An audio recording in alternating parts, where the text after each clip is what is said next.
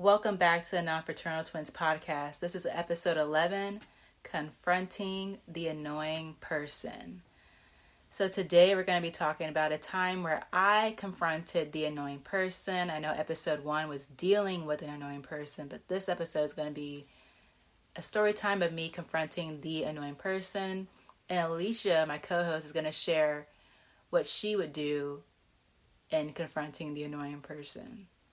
So what is your take on it, Alicia? I'm an introvert, so I'm not the one to confront. I don't like confrontation, so I just keep everything internal and deal with things that way, which is unhealthy, but that's how I choose to do so because I do not like confronting anyone. So you just like to keep things bottled inside and you'd rather let it eat you alive and be miserable for the rest of your life than speak up and say something. Exactly. Why do you? That's not a way to live. I've been going this far. That's not healthy. Well, it just depends on the person or the situation. But normally, I don't confront. I just deal with it. But I don't confront.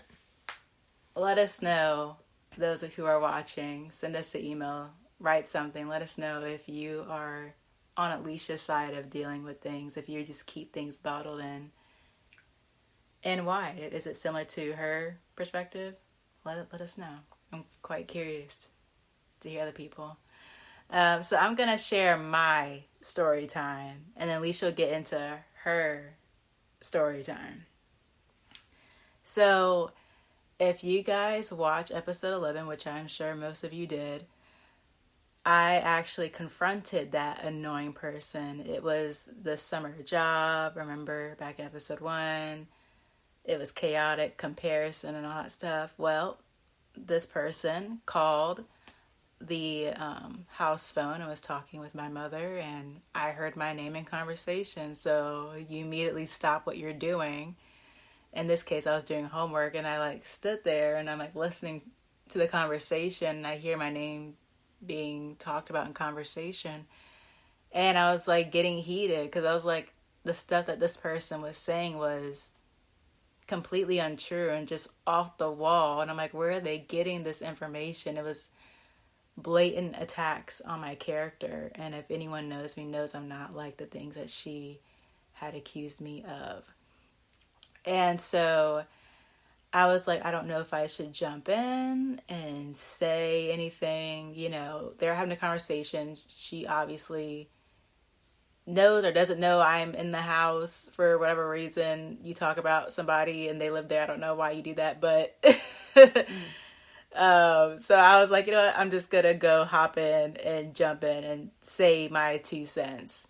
And that's exactly what I did. I was I know you're going to justify your actions, but this is how I feel. I said, you compared me multiple times. You're very rude, the whole 9. I was just really just letting those emotions of how I felt about her be known in conversation. But as I was doing that, I was respectful. I was saying, I understand, when she would make her point, because you have to understand that when you're dealing with someone who is completely in the wrong and who has wronged you, you have to understand that you take precedence in that matter because you're the one that brought up the conversation to confront them. So you have the upper hand in that conversation, and you should get more of the floor time because it was your idea to confront that person. But in that moment, you have to understand that when you are dealing with an annoying person or confronting them for that matter, you have to hear their side. I know that sounds very hard and I know it's very tough, but you have to listen to them. Don't immediately think of things that you're going to say to them. Really hear them out because how they feel matters just as much as how you feel.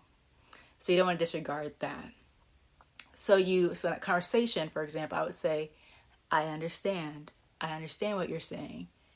And I would say those type of words and whatnot, because you want to make them feel like they're being understood just as much as you would like to be understood. You got to give that same, reciprocal back. So I was like, I said to this person, look, I don't really rock with you like that. And I really don't. I'm not the type of person to like call this person up and be like, hey, I'm having a party. You should come over. Or, hey, having a housewarming party. You should come over. Like, that's not what I'm going to do because I'm not close with her like that. And I'm very bold enough to not give you an invite. And then like look at you in the face and be like, yep, you didn't get an invite, and just walk away. Because I'm not going to be there and be fake. Like, you didn't get the invite, boo. You didn't get the invite. Period. Bye. So that is that. And I just told her how I felt. I can't remember all the specific details of that conversation, but I'm just giving you a basic premise of how I dealt with it. And in that, I'm hoping you guys are gleaning from what I am saying, and that you just want to say what you have to say. And before you confront an annoying person, you really want to have in mind what you're going to discuss with them. Have it in your head. Okay, this is how this person made me feel. I'm going to talk about A, B, C. Now, when you're in that phone conversation, they will try to deter you and talk about, well, I'm emotional because of this, or you said this, and this is how this made me feel. And it could be a whole thing separate from the main issue. They could be talking about something that happened 2 months ago.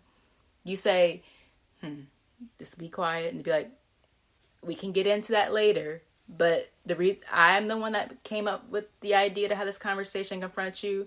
We're going to talk about the main issue first. We'll get into that conversation later, but now let's focus on this. See what I did there? You kind of want to reel them back into the main topic.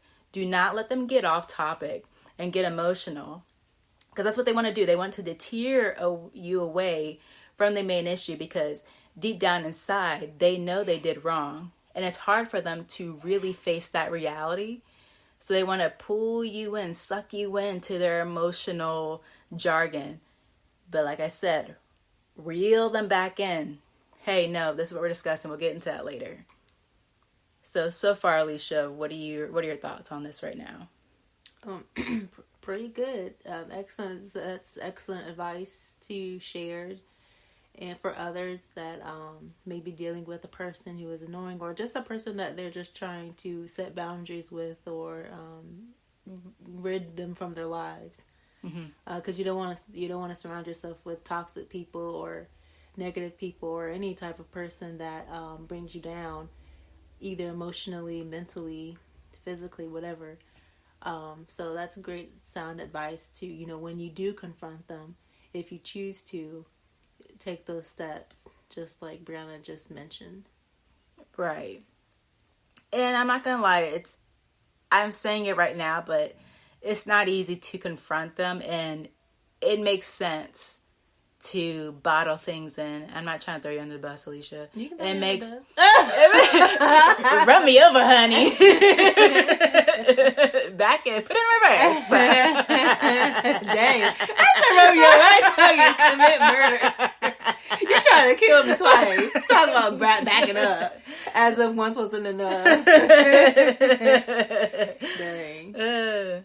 But it makes it easy to just bottle things in, because you're so afraid and you're so nervous, and you don't want to come off in that, like, you're bothered in a sense. You want to play it cool and be like, it's whatever. But deep down inside, like I mentioned in episode 7, when someone has crossed your boundaries, because you get that feeling on the inside of you that you just can't shake off, because they did you wrong. That's when somebody's crossed your boundaries, and the only way it's going to go away is if you confront it. Right. That's the only way. So bottling it up is not helpful. I think it makes you more miserable, maybe a little more bitter when you see that person, because you have all this pent up, energy, dare I say negative, that you haven't expressed yet, and keeping it inside is not a way to release that. I think, a good way to release that is to, diary, journal it. I think it's helpful to take baby steps, because you're probably sitting there thinking, okay, I have this annoying person, but I'm not comfortable to talk to them about it? Well, there's steps. You can journal it out. You can talk with a trusted family or friend that's not the annoying person, obviously. There's many steps that you can take and to get to that final place of confronting, because especially if it's family and they're always going to be around, you're going to get easily pissed off. No. They could just be sitting down and breathing. You're like, look at them. They're already getting on my nerves. Mm-hmm. They're not even doing anything. Mm-hmm. So, again, like I'm saying this from experience, yeah, at some point in time, you got to confront them. I mean, like, because, like I said, there's that check in your spirit. Yeah, it's not going to go away. You gotta deal with it head on. And so, coming back to the story, this person is a family member, and they do come around and whatnot. So I was a little puzzled. I was, okay, now that I confronted them, said what I had to say to them, they're still going to come around. How do I deal with this person who is in my proximity? And I was like, okay. I even submitted a question into an Instagram live. I asked a close friend, family members, and basically all of them said the same thing. Say hello, be polite, and go in a separate room. One person said don't even deal with them. Just move on, go your separate way. Mm-hmm. And that's the best way to do it. And the purpose of this podcast is not to throw anyone under the bus. It's to uplift you all and give you guys advice on my personal life experience. Because I really do want you guys to make the right decision. Like, it's okay to feel hurt. It's okay to feel betrayed. It's okay to feel those things. It's okay to feel your emotions. What I want you to do is to act in a way that is appropriate and that is sound and that is wise and everything. So, Alicia, what do you have to say about all that? I say that is, again, sound advice. You want to, it's easier said than done, but like she mentioned, it's not going to resolve the issue if you just kind of keep it, because you want them to know that, they overstepped your boundaries, and that's not okay. Mm-hmm. So you can try to find the best way that accommodates you at your level of comfort to do just that. In the past, my thing was to journal, and I journaled for since high school, since I was 16. So that's how I would express how I was feeling, because I'm not the one to share my emotions. I'm not the one to share my feelings. Regardless of how one person treats me, I don't confront it. I just write it down in my journal. But over the years, I've come to be more, a little bit more open on how I feel. And there's just only been a few times that I've, confronted people, because sometimes it's just too much or too far. Like, you took it too far. And that's usually the thing. And it's not even really dealing with me. It's like dealing with other people.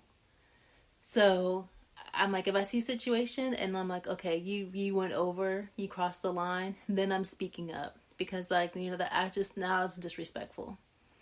So I can only take so much.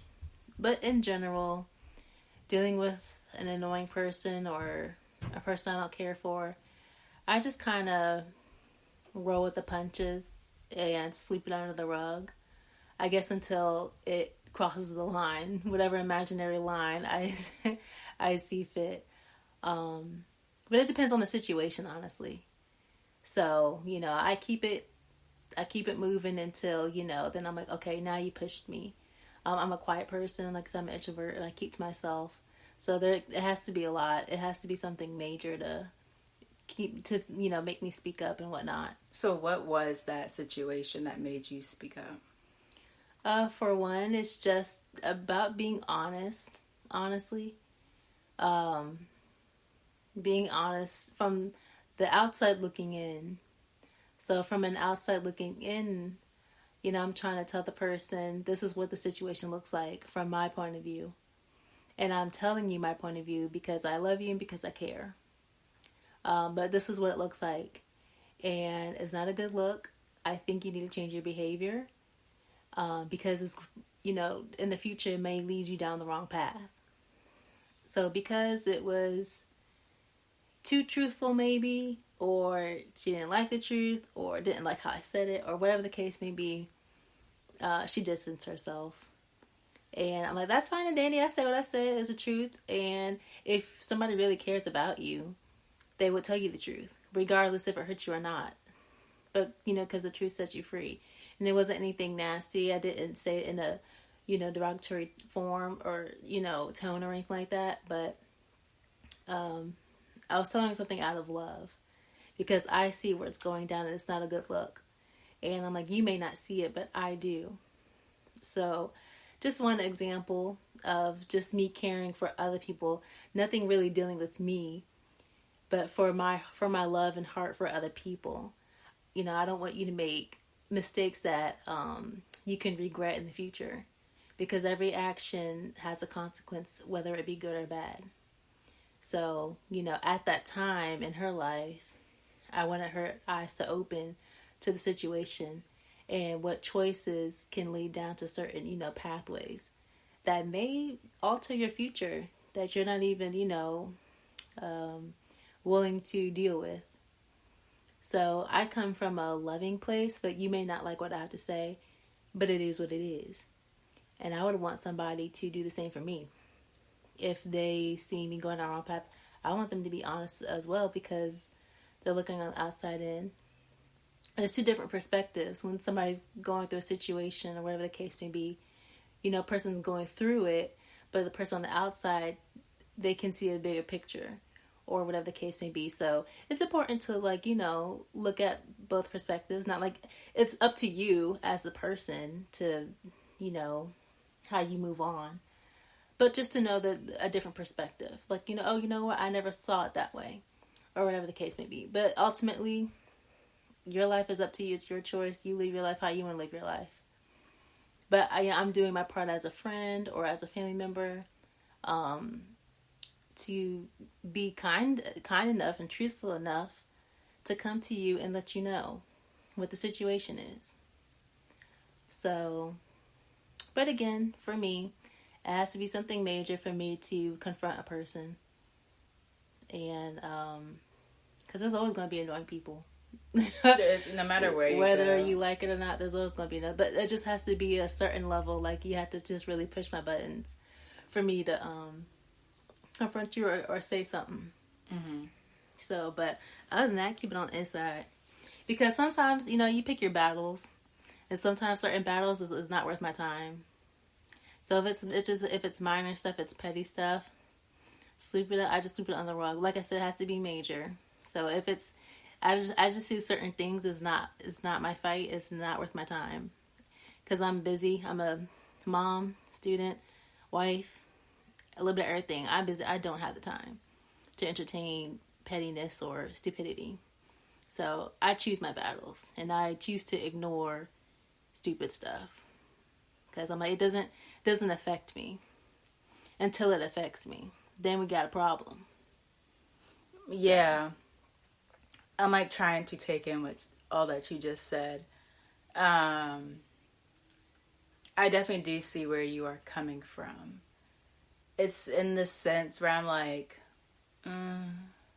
because I guess we're both introverts, but I am someone who I like to be introvert. I'm a very bold introvert, and I don't know, it just grinds my gears. It just irks me in a sense to where I'm like, I don't see how this person can just go on and do whatever, just cause havoc and just on your character.